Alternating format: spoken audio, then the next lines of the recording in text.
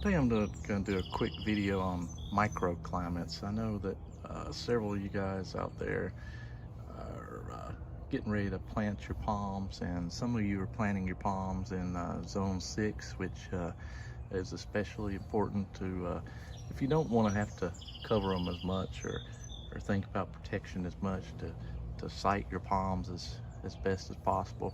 And so we're going to look around my house here and show you where uh, just what is a microclimate around your house. And so the first thing you want to consider when you're planting your palms is that you want to plant your palms on the south side of your house. So get on Google, or if you know which is your north and your south. You don't really want to plant your palms or anything that's really uh, um, going to be zone pushing on your north side of your house. So you want to find your south, and you want to find a sunny location, and we'll start with some of these locations that are very good for zone pushing. Here you see we got a fence and a dryer vent, and of course I've got a downspout here, so it's not a good place for me, even though I've got a little Sabal minor planted in there. But when you have these corners like this, you can come out here with a palm. You can plant your windmill palms within a couple feet, or even less if you want to get brave of your foundation. You can plant the Sabal minors as close as you dare. I think this one's within about a foot or so of the corner there. And these little corners and all in places around your house make good microclimates. Any place up around your wall, especially a brick wall or around concrete, is going to be good for a microclimate.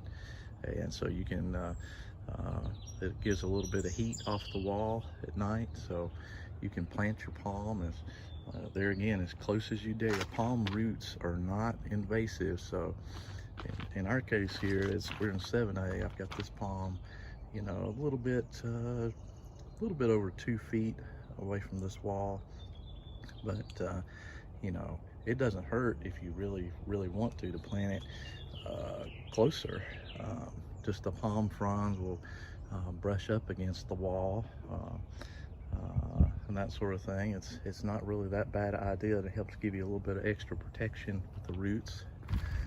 You can plant, if you're in 6A and want to plant out some of your Sabal minors, you can plant them in a location like this. Some of the other things to think about when you're planting is that creates a microclimate is having plants that are pretty thickly planted together. So if you have plants like here, we have things like you know, this, all the plants kind of shield each other. In other words, this palm here would kind of shield the plants under it. This bamboo would kind of protect the plants around it, and the thicker you have your plants, the more protection they give each other. Speaking of that, you know, another microclimate for a lot of you people in the north is, you know, if you have we don't have a large evergreen here, but you know, in our neighborhood there's a lot of trees that are limbed up and are real big and old, evergreen tree. And these places under your evergreens, you know, you may have a large one in your yard, or you might not, but if you have a large one, have room to plant it where you can get away from the roots a little bit, or have a raised bed under it. Those are good locations under them, because they prevent the cold at night from coming down and harming your plants. Keep some of the snow and ice off of them and that sort of thing. So that gives you a little bit of ideas on what you can do for a microclimate. So any place where you have a overhang, especially in your house like this, you can plant especially close to the foundation under that, and that's a very good microclimate because that keeps a lot of the weather off your plants.